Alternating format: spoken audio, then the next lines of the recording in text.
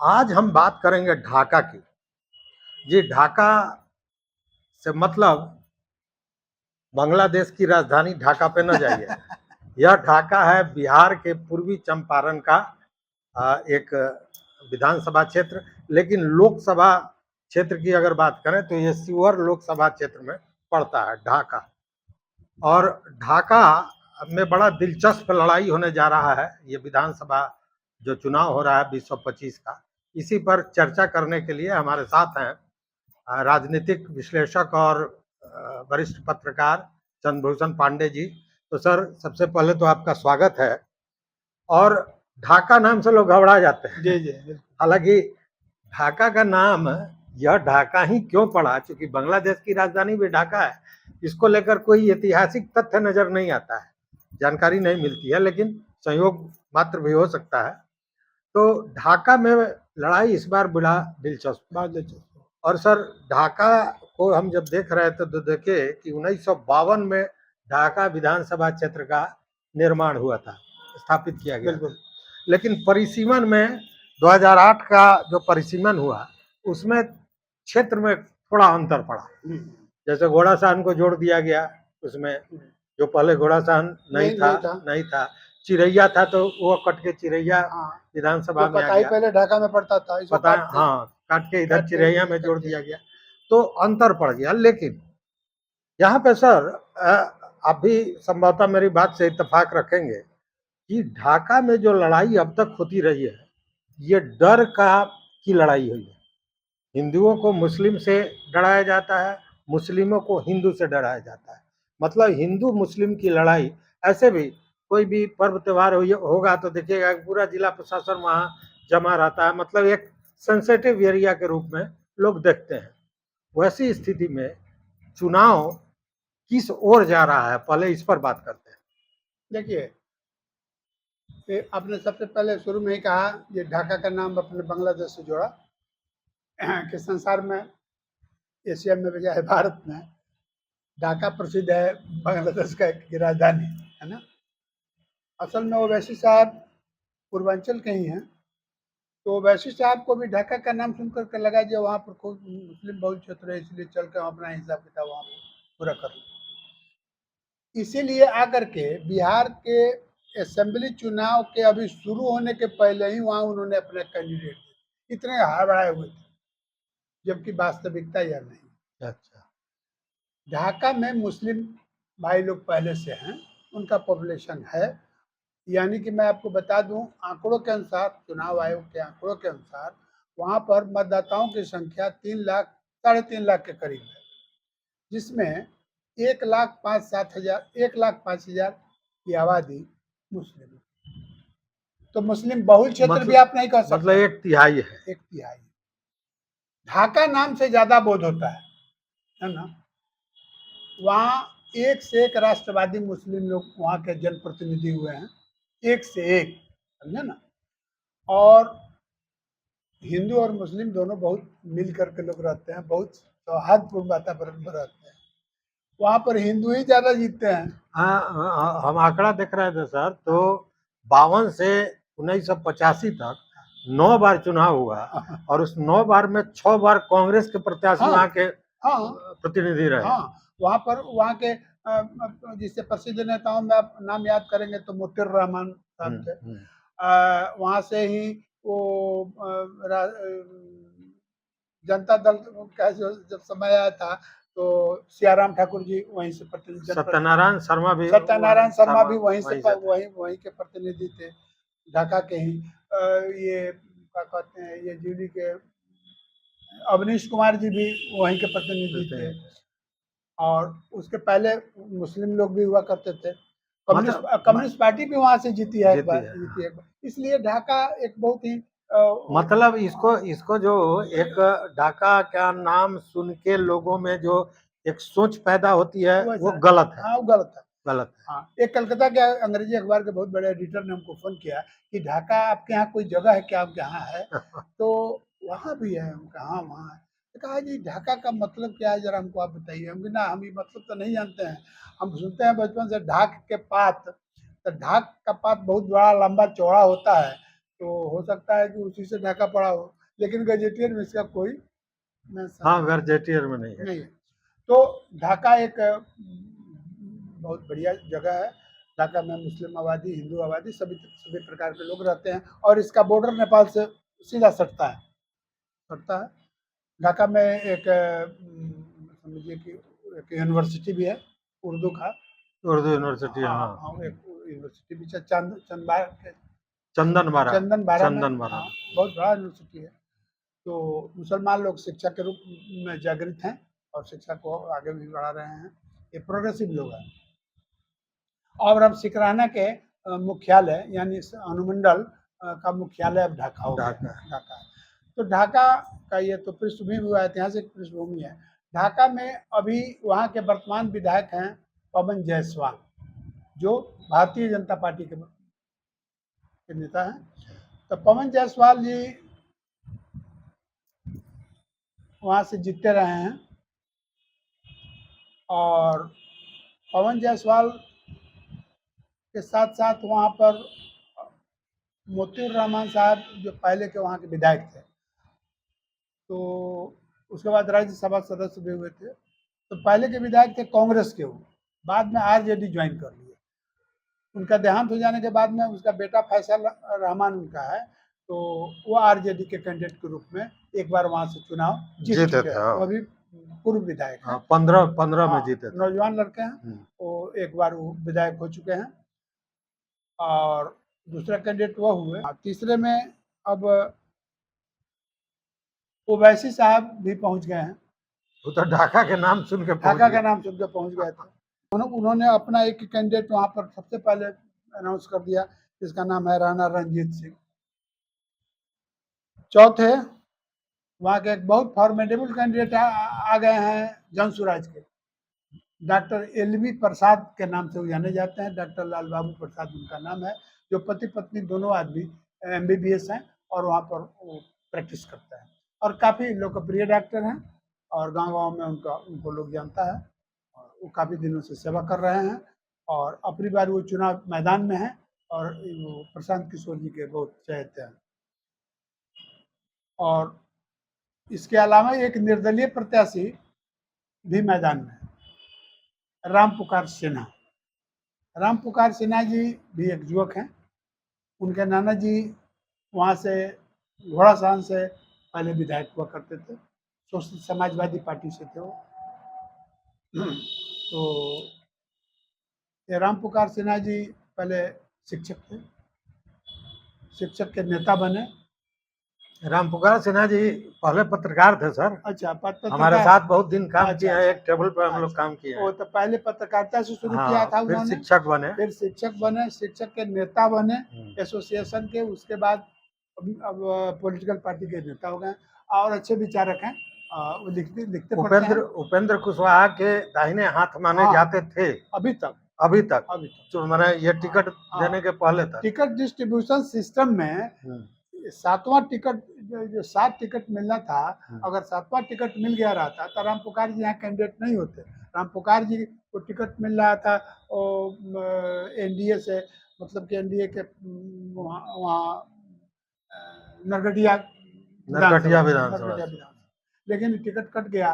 राम पुकार जी उन्होंने ऐसा फैसला लिया, वो निर्दलीय नहीं फैसला नहीं लिया, बहुत आहत थे इस बात को लेके कि कम से कम उपेंद्र कुशवाहा को उस सीट के लिए लड़ना चाहिए था, क्योंकि पिछले चुनाव में भी तीसरे स्थान पर राम पुकार सिन्हा थे और एनडीए के कैंडिडेट बन के अगर वो जाते तो उनकी जीत निश्चित मानी जाती थी। हाँ, राम और इसलिए वो बहुत आहत थे इस राम मामले को पुकार जी अगर वहां से लड़ते, अगर पार्टी के टिकट पर, तो उसकी विजय निश्चित थी। तो वह हो गया। तो कुल मिला करके 1 2 3 4 5 कैंडिडेट, 5 महत्वपूर्ण है। हाँ, महत्वपूर्ण है। तो इसमें सबसे पहले हम लोग पवन जायसवाल पर बात करेंगे। पवन जायसवाल जी ढाका क्षेत्र के ही रहने वाले हैं।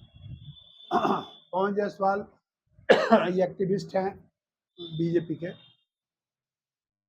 और काफी, हालांकि 10 के बाद आए हैं, 10 में तो निर्दलीय से चुनाव लड़े थे ढाका से। हाँ, और जीते थे। हाँ। तो पवन जायसवाल नए विधायकों में काफी चलता पुर्जा और तेज तर्रार और चतुर हैं। तो ये ढाका से चुनाव लड़ते हैं। अच्छी पकड़ है, क्षेत्र हाँ, पे अच्छी पकड़ है। अच्छी पकड़ है और राजनीति जो है और वैश्य समाज की वैश्य समाज कड़ी के- राजनीति करते हैं। हाँ, ये मूल रूप से वैश्य समाज की ही राजनीति करते हैं और उसके बाद भाजपा की राजनीति करते हैं। तो इनका अपना क्षेत्र है, अपना दायरा है। तो पिछले बार ये इनसे फैसल रहमान आरजेडी के कैंडिडेट के रूप में ये दोनों का संघर्ष हुआ था। ये दोनों आमने सामने थे और फैसल रहमान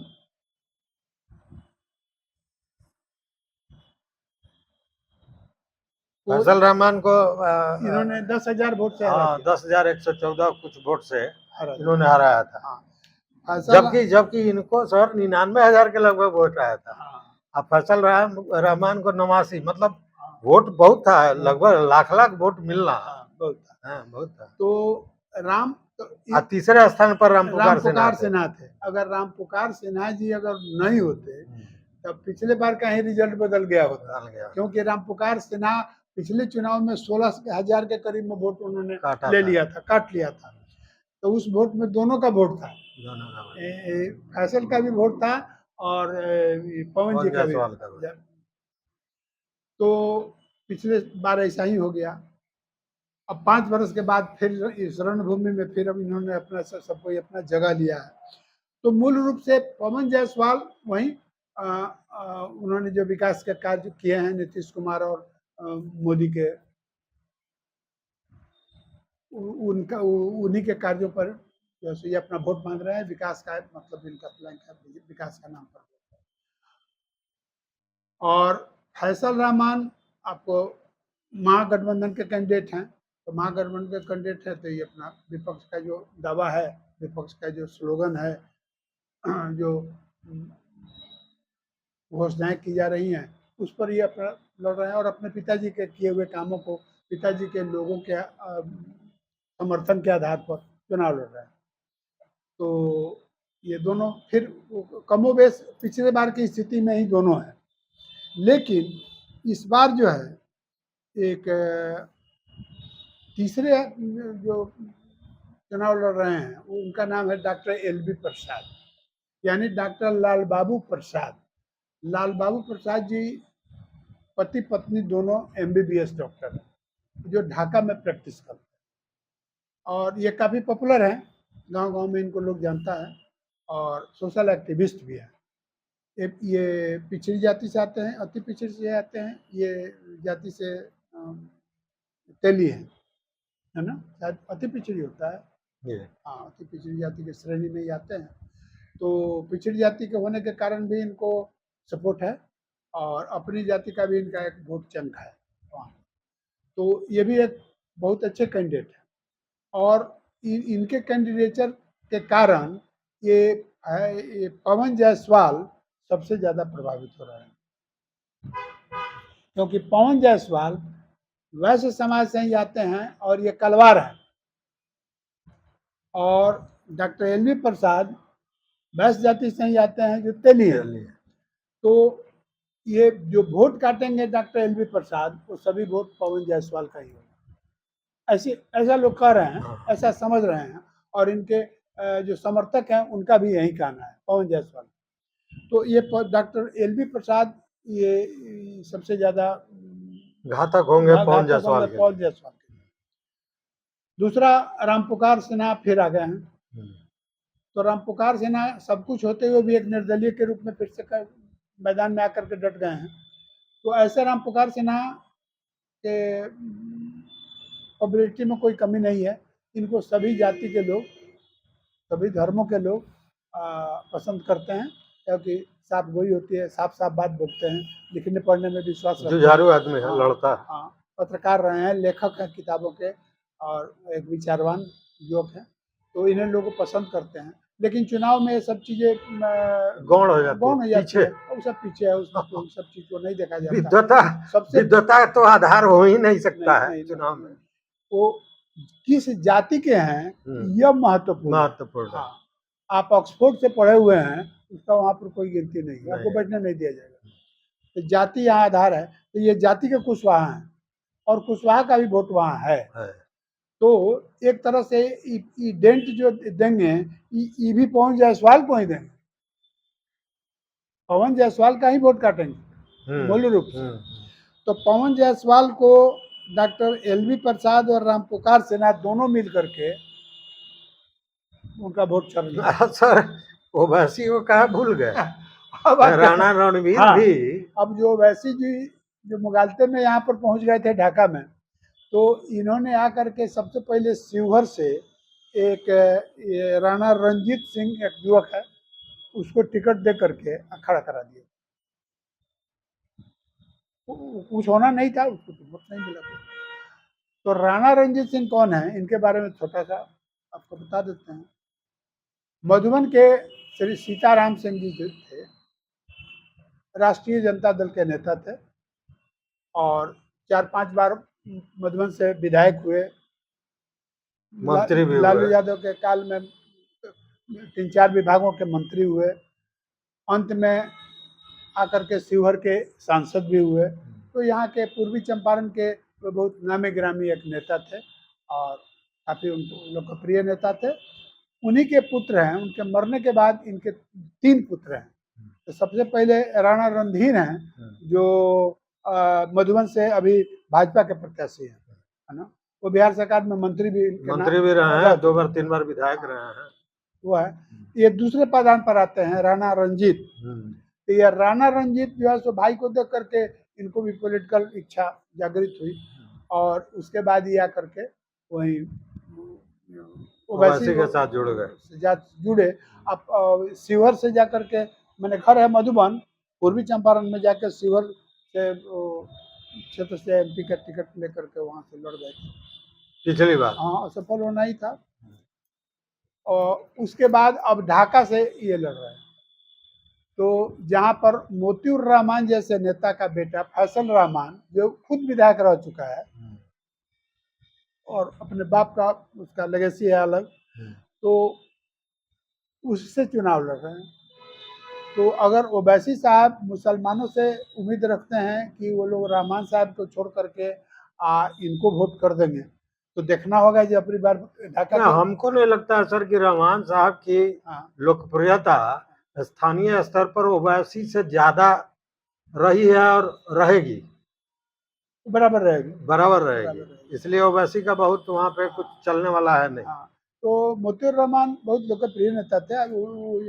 एक सच्चे जनप्रतिनिधि के रूप में ढाका से उन्होंने काम किया था और सभी तबके के लोग उनसे जुड़े हुए हैं। और ये पहले के जो पीढ़ी के नेता थे, जैसे सीताराम सिंह थे, चाहे से ये मोतिउर रहमान साहब थे, तो इन लोगों की बात इन लोगों से अलग है। आज के राजनीतिकों से बहुत अलग है। तो वही बात है। तो ओवैसी साहब के कैंडिडेट के रूप में कितना वोट मुसलमानों का ले सकते हैं, ये चुनाव का रिजल्ट ही बताएगा। और हो सकता है कि मुसलमानों का वोट मिले न मिले, ये अपने जाति राजपूत का वोट कुछ अट्रैक्ट करे। तो कुल मिला जुला करके इनकी कोई भूमिका चुनाव में महत्वपूर्ण खास नहीं दिख रही है, ऐसा नहीं लग रहा है। प्रभावित करेंगे जो भी वोट काटेंगे वो। कुछ ना कुछ तो प्रभावित करेंगे। कुछ राजद का भी काटेंगे और कुछ उधर भाजपा का भी काटेंगे। अगर जातीय आधार पर वोट मिलता है तो भाजपा का होगा। तो ऐसा हो सकता है, कुछ प्रभावी हो। तो कुल मिला जुला करके ढाका का इलेक्शन सिनेरियो यही है। यही 5 आदमी हैं जो इस रण क्षेत्र में विभिन्न तरह के स्थानों से जा करके और पूज लेकर के अपना लड़ाई रण क्षेत्र में डटे हुए हैं।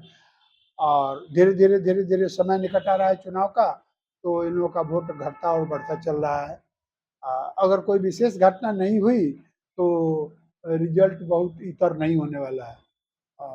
इसलिए मतलब हम लोग कह सकते हैं मित्रों कि 2020 के चुनाव की जो स्थिति थी, मोटा मोटी वही स्थिति है, क्योंकि जो मेन लड़ाई है वो भाजपा के पवन जायसवाल और फैसल रहमान राजद के, अगर इन्हीं दोनों के बीच। अगर इतना ही कह के छोड़ दिया जाए तो भी सच, तब भी सच है।